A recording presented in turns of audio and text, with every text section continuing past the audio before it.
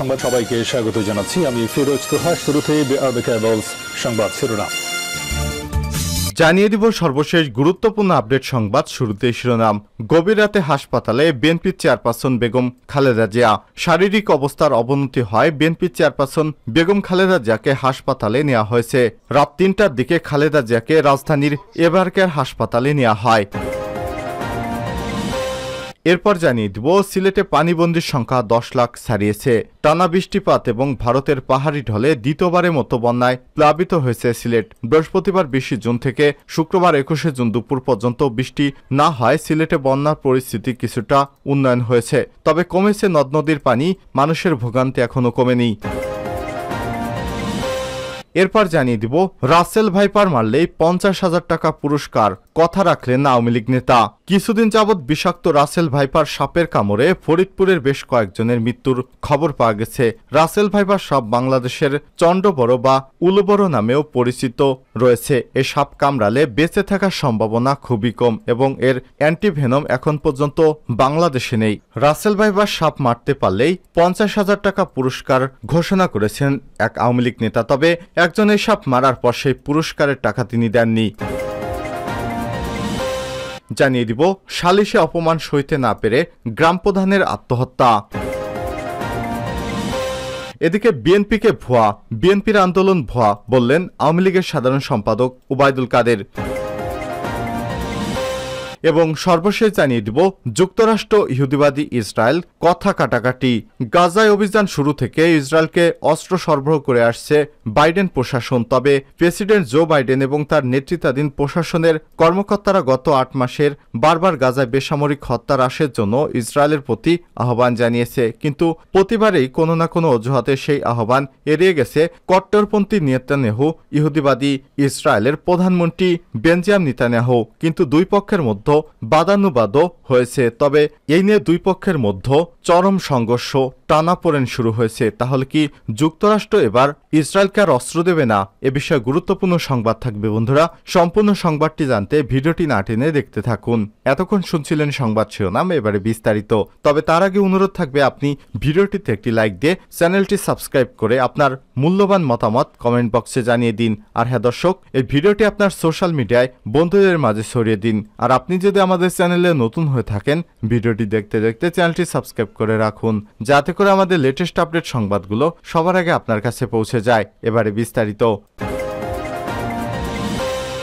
গভীর রাতে হাসপাতালে খালেদা জিয়া।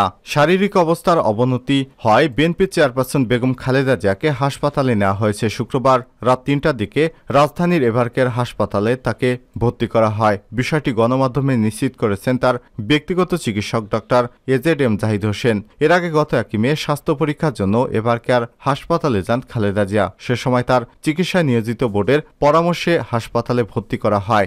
একদিন পর ২ মে মেডিকেল বোর্ডের সিদ্ধান্তর পরিপ্রেক্ষিতে কিছু পরীক্ষা নিরীক্ষা শেষে হাসপাতাল থেকে নিজ বাসায় ফিরেন খালেদা জিয়া। গত ৩০ মার্চ রাজধানীর এভারকেয়ার হাসপাতালে ভর্তি হন খালেদা জিয়া। হাসপাতালে সিসিইউতে রেখে তার স্বাস্থ্য পরীক্ষা করেন চিকিৎসকেরা। প্রয়োজনীয় স্বাস্থ্য পরীক্ষা শেষে ২ এপ্রিল সন্ধ্যা ৭টা৫৫ বাসায় ফিরেন তিনি। Khaleda Zia liver cirrhosis, arthritis, diabetics, kidney, ফুসফুস এবং হার্ট ও চোখের সমস্যা সহ নানা রোগে জর্জরিত। বিশেষজ্ঞ চিকিৎসক অধ্যাপক শাহাবুদ্দিন তালুকদারের নেতৃত্বে ১৯ সদস্যের একটি মেডিকেল বোর্ড খালেদা জিয়ার চিকিৎসা কার্যক্রম সার্বক্ষণিক তদারকি করছেন। দুর্নীতির মামলায় দণ্ডিত সাবেক প্রধানমন্ত্রী বেগম খালেদা জিয়াকে নিজের বাসায় থেকে চিকিৎসা নেওয়া এবং দেশের বাইরে না যাওয়ার সত্ত্বে ২০২০ সালের মার্চে সরকার নির্বাহী আদেশে সাময়িক মুক্তি দেওয়া হয় তাকে। তার সে সাময়িক মুক্তির মেয়াদ প্রতি ৬ মাস পর পর বাড়ানো হলেও তাকে চিকিৎসার জন্য বিদেশে নেওয়ার অনুমতি দেয়নি সরকার। সিলেটে পানিবন্দির সংখ্যা ১০ লাখ ছাড়িয়েছে। টানা বৃষ্টিপাত এবং ভারতের পাহাড়ি ঢলে দ্বিতীয়বারের মতো বন্যায় প্লাবিত হয়েছে সিলেটের অঞ্চল। বৃহস্পতিবার ২০ জুন থেকে শুক্রবার ২১ জুন দুপুর পর্যন্ত বৃষ্টি না হয় সিলেটের বন্যা পরিস্থিতি কিছুটা উন্নতি হয়েছে, কমেছে নদ নদীর পানি। এদিন দুপুর ১২টা পর্যন্ত সিলেটের পানি উন্নয়ন বোর্ড পাবর দেয়া তথ্য মতে সিলেটের প্রধান দুইটি নদী সুরমা এবং কুশিয়ারার কয়েকটি পয়েন্টে বিপদসীমার উপর দিয়ে প্রবাহিত হলেও আগে থেকে অনেকটা কমেছে পানি। দ্বিতীয় দফায় সিলেটে 10,43,161 জন মানুষ পানিবন্দী অবস্থায় হয়েছে।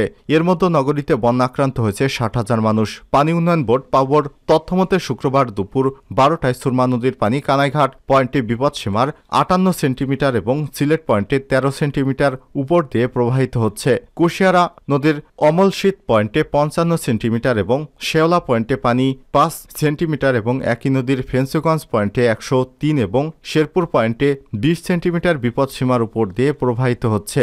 শুক্রবার 21শে জুন দুপুরে জেলা প্রশাসন সূত্র থেকে জানা যায়, সিলেট নগরীর 29টি ওয়ার্ড সহ 13টি উপজেলায় 10,43,161 জন মানুষ পানিবন্দী হয়েছেন। এর মধ্যে সিলেট মহানগরীতে 42টি ওয়ার্ডের মধ্যে 29টি ওয়ার্ডের 60,000 মানুষ পানিবন্দী হয়েছে। 713টি আশ্রয়কেন্দ্রের মধ্যে আশ্রয় নিয়েছে 28,925 জন। 13টি উপজেলায় 1552টি গ্রাম বন্যায় প্লাবিত হয়েছে। এর মধ্যে সবচেয়ে বেশি গোয়াইনঘাট এবং জৈন্তাপুর, গোলাপগঞ্জ, কোম্পানিগঞ্জ, কানাইঘাট, জকিগঞ্জ, বিশ্বনাথ, ওসমানীনগর প্লাবিত হয়েছে। সিলেটে আবহাওয়া অফিসের সহকারী আবহাওয়াবিদ শাহ মোহাম্মদ সজিব হোসাইন জানিয়েছেন, গত 24 ঘন্টায় বৃষ্টির পরিমাণ ছিল 20 মিলিমিটার। গতকাল দুপুর থেকে কোনো বৃষ্টিপাত হয়নি। রাসেল ভাইপার মারলেই 50,000 টাকা পুরস্কার, কথা রাখলেন না আওয়ামী লীগ নেতা। কিছুদিন যাবৎ বিষাক্ত রাসেল ভাইপার সাপের কামড়ে ফরিদপুর জেলার বেশ কয়েকজনের মৃত্যুর খবর পাওয়া গেছে।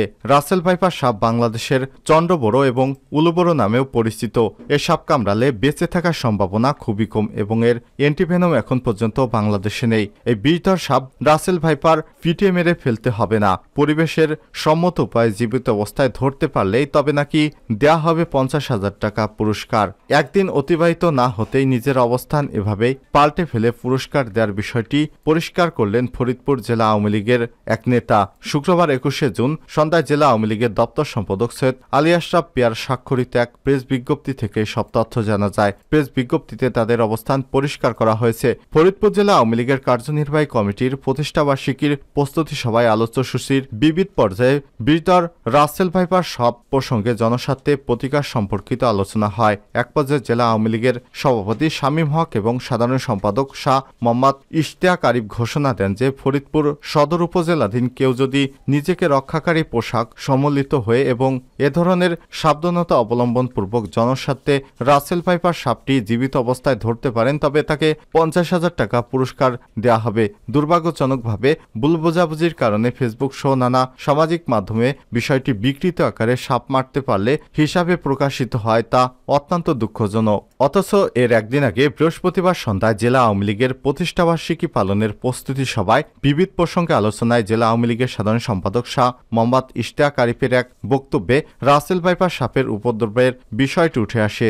জেলা আওয়ামী লীগের সভাপতি শামীম হক, মহিলা সংরক্ষিত আসনের সংসদ সদস্য ঝর্ণা হাসান সহ অন্যান্য নেতৃত্ববৃন্দ উপস্থিতিতে শাহ আরিফকে স্পষ্ট বলতে শোনা যায়, ফরিদপুরে আজকের পর থেকে রাসেল ভাইপার সাপ যদি কেউ মারতে পারেন আমাদের সভাপতি সাহেব তাকে 50,000 টাকা পুরস্কার দেবেন। জেলা আওয়ামী লীগের সাধারণ সম্পাদকের এই বক্তব্য বিভিন্ন মিডিয়ায় ফলাও করে প্রকাশিত হয়, প্রায় সবকটি গণমাধ্যমে প্রকাশিত হয়। কোতোয়ালি থানা এলাকায় কেউ রাসেল ভাইপার সাপ মারতে পারলে তাকে 50,000 টাকা পুরস্কার দেওয়া হবে। এ বক্তব্যে বন এবং পরিবেশ কর্মীদের মাঝে আপত্তি থাকলেও সাধারণ মানুষ এই ঘোষণাকে স্বাগত জানায়। কিন্তু ঘোষণা দেওয়ার 24 ঘন্টা পার না হতেই নিজেদের অবস্থান পাল্টে ফেললেন আওয়ামী লীগ নেতারা।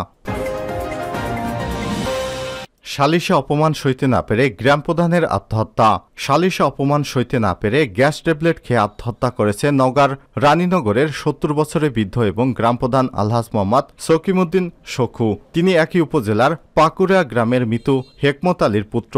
দীর্ঘদিন ধরে আবাদ পুকুর বাজারে চারমাথায় বসবাস করে আসছিলেন তিনি।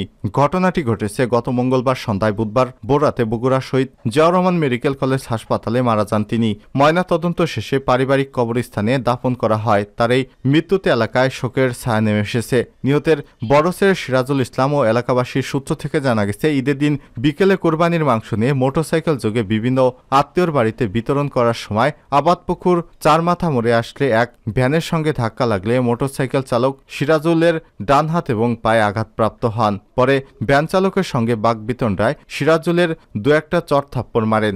ভ্যানে থাকা যাত্রী পাকুড়া গ্রামের সাহেব আলী ছেলে আব্দুল জলিল প্রতিবাদ করলে তার সঙ্গে বাকবিতণ্ডা এবং ধাক্কাধাক্কি হয়। খবর পেয়ে সিরাজুলের অন্যান্য ভাইয়েরা আসলে তাদের সঙ্গেও বাকবিতণ্ডা হলে এক পর্যায়ে লোকজন এসে উভয় পক্ষকে এই স্থান থেকে বিদায় করে দিলে তারা বাড়ি চলে যান। আব্দুল জলিল পরদিন থানায় অভিযোগ দায়ের করলে থানার অফিসার ইনচার্জ আবু ওবায়দ বিষয়টি একডালা পুলিশ ফাঁড়ি ইনচার্জ এসআই ফরিদুদ্দিনের নিকট বিষয়টি দেখার জন্য নির্দেশ দেন। এসআই ফরিদুদ্দিন বিষয়টি নিয়ে মীমাংসার জন্য মঙ্গলবার উভয় পক্ষকে আবাদপুকুর কলেজ মাঠে সালিশ বৈঠকে ডাকেন। তাকে সিরাজুলেরা 3 ভাই এবং তার বাবা শকিমউদ্দিন এবং অপরপক্ষ ভ্যান চালক যাত্রী আব্দুল জলিল সহ স্থানীয় ইউনিয়ন পরিষদের চেয়ারম্যান শাহজাহান এবং সাবেক চেয়ারম্যান রেজাউল ইসলাম সহ পুলিশের এসআই ফরিদ এবং একজন সদস্য উপস্থিত থাকবেন বলে জানা যায়। এসআই ফরিদের কথা মতো তারা কাউকে না নিয়ে চলে যায় সালিশে। গিয়ে দেখা যায় প্রতিপক্ষের প্রায় শতাধিক লোক। বিষয়টি দেখে এসআই ফরিদকে জানালে তিনি বলেন কোনো অসুবিধা নেই, আশ্বস্ত করেন।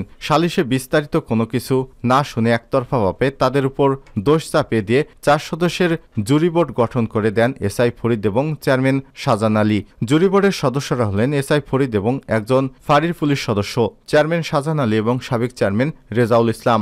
জুরি বোর্ডে তাদের কোনো লোক ছিল না। জুরি বোর্ডের সিদ্ধান্ত জানিয়ে দেয় এসআই ফরিদ। সিরাজুল সহ তার 3 ভাই ও তার বাবা শকুমউদ্দিনকে 8,000 টাকা জরিমানা দিতে হবে। জরিমানার টাকা 5,000 আব্দুল জলিলকে এবং 3,000 টাকা ভ্যান চালককে দেওয়ার সিদ্ধান্ত হয়। আর তার হাত ধরে ক্ষমা চাইতে হবে পিতাসহ তাদেরকে এই সালিশে। বাধ্য হয়ে নগদ টাকা দিয়ে সিরাজুল রেখা 2 ভাই এবং তার বাবা কোনো অপরাধ না করেও প্রকাশ্যে ক্ষমা চায় ওই মাঠ থেকে চলে আসে। তবে তার ছোট ভাই কোনো ক্ষমা চায় না। শকুমউদ্দিন দীর্ঘদিন ধরে ওই এলাকায় বিচার সালিশ করে আসছিলেন। তাকে ছাড়া ওই ইউনিয়নের কোনো বিচার সালিশ হয় নাই।